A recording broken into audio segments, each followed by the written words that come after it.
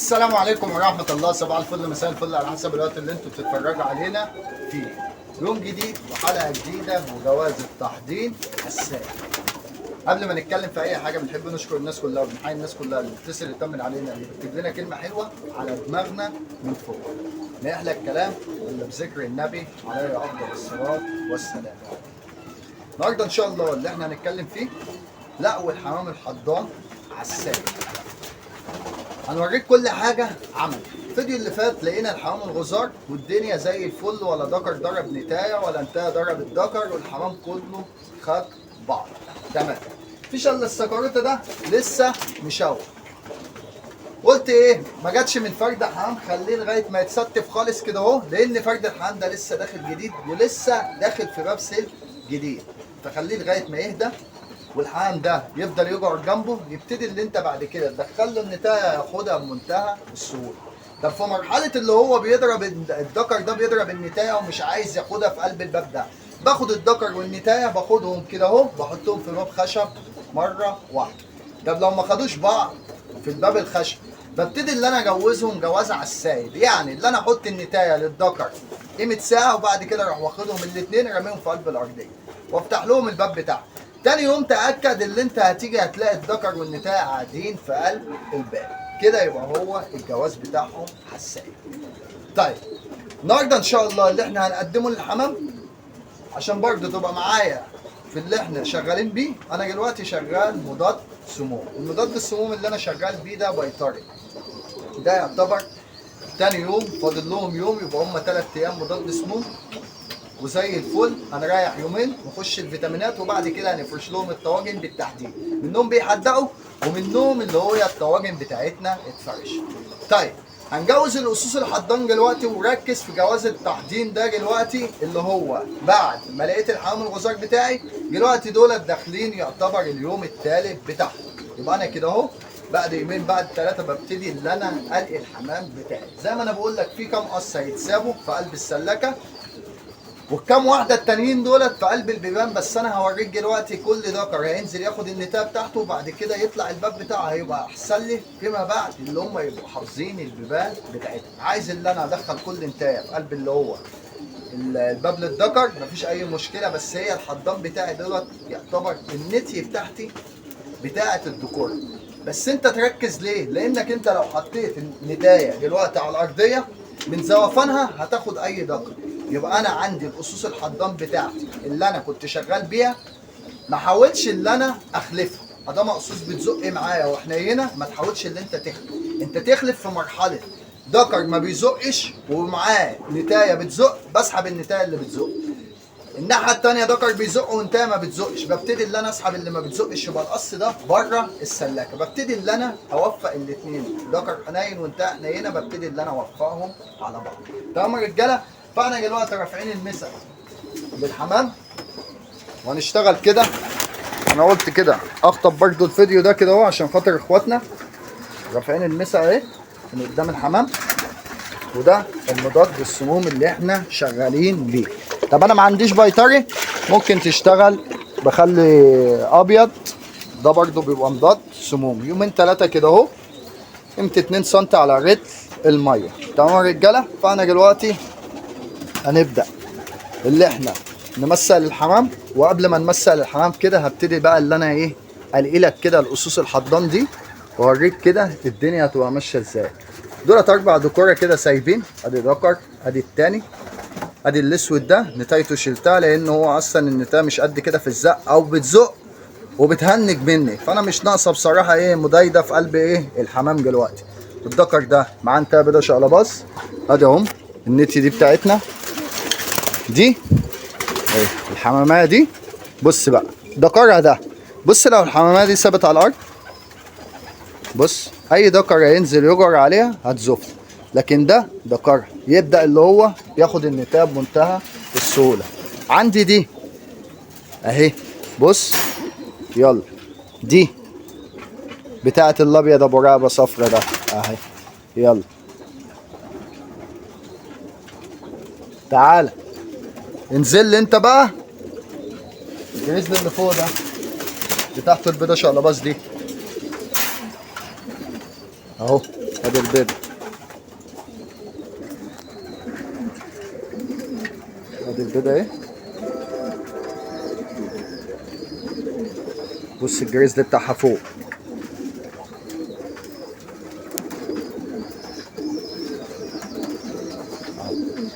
بص بقى القص دخلوا فين؟ في الجردل اهو. فانا قلت هنسيب كام جردل كده. ادي دول.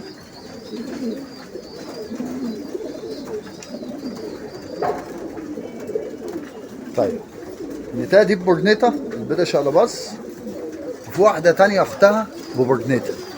هنشوف انهي واحدة بقى. ادي اهو، انهي واحدة اهو اهي. دي ببورنيطة وادي دي ببورنيطة. هنشوف انهي واحدة بتاعت الدكر ده. بص اتنين اهم، ركز بقى معايا كده اهو. ادي الاتنين اخوات، سبت الاتنين بيض شقلباص. بص نشوف انهي واحدة اللي الدكر ده واخدها. يلا ما تعملش 7 رجالة انزل. طيب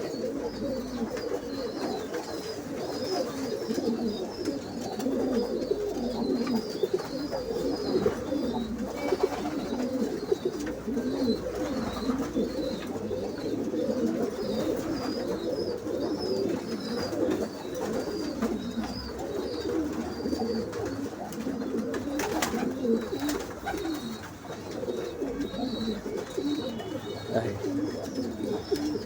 البيضة التانية اللي احنا نزلناها من المصطبة دي هي بتاعت الدكر ده.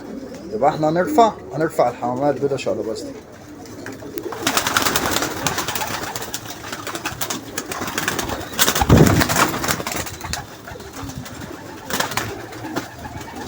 كده هنرفعها ماشي. الاسود ده فاضل، الاسود ده كده معهوش نتاية. ننزل له النتاية البدرية دي. بص والله ما بتاعته، بس هو كل دكر هياخد النتاية بتاعته وخلاص. ادي دولت اهم هياخدوا تحت مكسح يا اما الجردل ده. وادي النتاية البدرية دي زايفة، وشكل اللي هي النتاية بتاعته القديمة. يعني النتاية القديمة بتاعته كده كان لونها ايه، عامل زي الحمارات كده والبدايع اهي.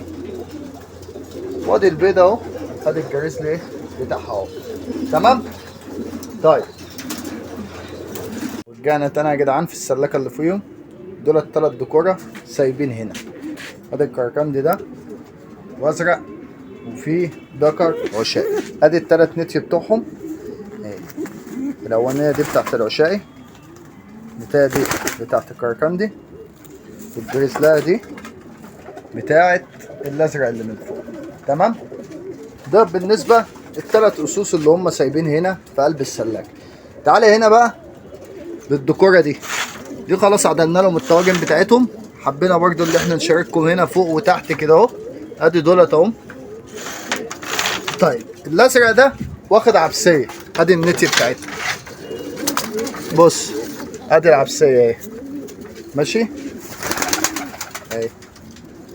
تعال ادي الازرق بتاعها.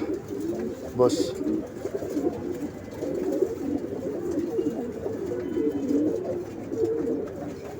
دولت واخدين بعضهم اهو. انت بترجع النت للديكوره بتاعتها، بحيث اللي هم كل فرد حام يبقى راكب النتايه بتاعته مفيش اي اختلاف. تعال اوريك حاجه هنا. ادي البدير اهو هينزل دلوقتي. تعال اوريك النتايه بتاعته اهي. بص تعال ابو البداير. بص اهي على بابها، ما مسيتش ارضيه اهي. بص بص بص يسكحها في ساعتها. ودي العبسيه زي فالهم تحت المكسح اهو وواقف. طيب هنا خلاص كده ابيض شقلباص. بالنسبه للشقلبزيات برضو في لقطه هنا. بالنسبه للشقلبزيات اي حمامايه بشراب كبير بتخرط اللي هو الشراب بتاعها والشروان بتاعها كده وانت بترقيه. ادي البيضه. بص اطلع لها ابو البيض.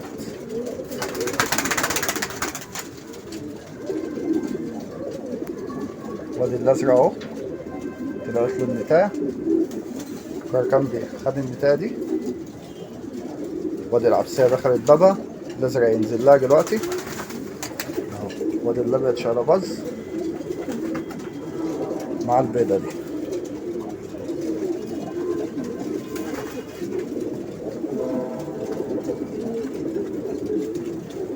حاول ما تحطش نتي زياده في قلب الديكوره دي عشان كل قص واخد بعضه ما يحترش في النتايه بتاعته. ماشي. ادي ده جريزلي ده، تعالى في انت مفصصه هنا اهي نتايته، تعالى خد اهي.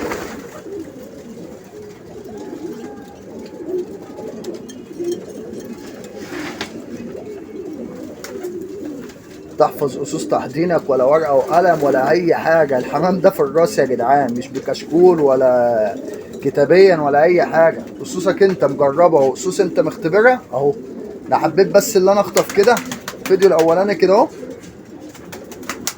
عشان خاطر برضو ايه نكلف ونمسق للحمام عشان برضو الوقت ما يسرقناش. وقلنا اللي فوق دول برضو نلاقيهم مع بعض اهو. يلا على بابك.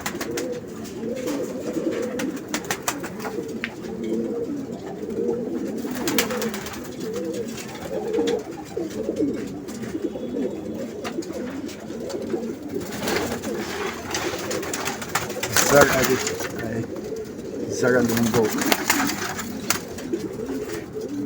ده قرا اهو، ضباب ارضي. خد اهي.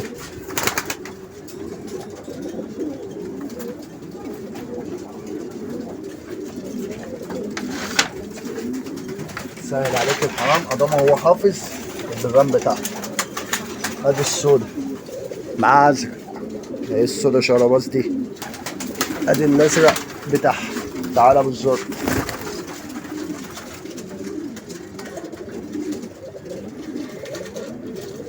كل قص ياخد بعضه، اقفل عليهم في قلب البيبان. طيب بالنسبه اللي هي الاسوس اللي بتتصب في الارضيه دي، حاول تسيب اسوس حنينه. مفيش قص يبقى فارض سيطرته على الارضيه، لا يبقى قص مثلا كل قص واخد النتايه بتاعته ومركز مع النتايه بتاعته، ملوش علاقه بايه بحد تاني عشان ما تخشش في خسائر. فالاسوس اللي انا بسيبها في جرادل دي هي كده كده واخده جرادل او متعوده اللي هي بتحص في قلب جرادل وبتزق في قلب الجرادل وملهاش علاقه باي حد عن ارضيه. فما بسيبش اي اسوس اللي هي في قلب ارضيه السلكه وخلاص، لا انا بسيب الاسوس اللي هي كل قص مركز مع حاله ملوش علاقه بالقص التاني. عشان لو سبت قص بطبيعته غباي او ذكر فارض سيطرته على الارضيه بيفضل يخش يضرب في الحمام في قلب الجرادل، بيكسر لك حصى، بيموت لك زغاليل. فانت ايه عدي المشاكل دي كلها. فالاسوس اللي انت سايبها انت بتسيبهم ليه في قلب الجرادل؟ بسيبهم بحيث ان هم يكنسوا الارضيه بتاعتي. لان انت لو سايب اللي هي السلكه بتاعتك كده الحمام كله في قلب بيبان، الزبل بيتراكم كده تحت المكاسح او تحت البيبان، فبيبدا اللي انت القصين ثلاثه اللي انت سايبهم دولت خرجوا وطلعهم في المكاسح اللي هم بيلقطوا حبايه بيعملوا حبايه. كل الزبل ده بينزل على تحت، ما بيفضلش حاجه قاعده. تمام. طيب دولت فاضل ايه؟ فاضل هنا الدكر ده مع الفيا باي. دولت خلاص اهم، القصين دولت خدوا بعضهم. معلش بس عشان الاضاءه. ادي هم دولت خدوا بعض، وادي دولت برضه خدوا بعض. ادي الجريزلي ده الازرق ده نتايته باي، ودولت خلاص رقدوا في قلب الطاجن. طب انت بتلقيهم بعدها بيومين ثلاثه عشان خاطر الحمام ده بطبيعته سخن. انت شفت الدكر النتايه بنسيبها دخلت على الباب قعدت له هنا. ادي الجريزلايه اهي معاها جريزلي،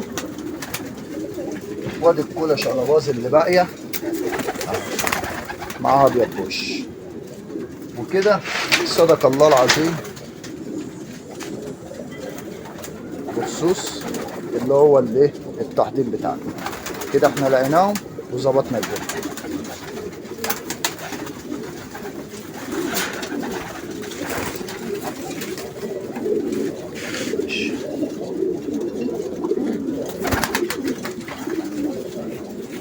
اللي ما بسيبهمش انا ايه، البيبان كلها مفتوحه، لا اللي يطلع ياخد بابه هو وانتيته هيتقفل عليهم. تمام يا رجاله، ده الفيديو بتاعنا كده، معلش اللي طالع عليكم، بس احنا حبينا اللي احنا نعيشكم معانا اللي بيدور في قلب السلاكه بتاعتنا. ربنا يرزق الناس كلها بالخير ويكرم الناس كلها ويصلح حال أمة محمد أجمعين، وينصر إخواتنا في فلسطين، وارحم موتاهم وموتى المسلمين أجمعين، وكل من قال أمين. فانتظرونا إن شاء الله من جديد لجديد. كان معكم أخوكم كوتو آدم أبو عمر، والسلام عليكم ورحمة الله يا أحلى ناس في الدنيا.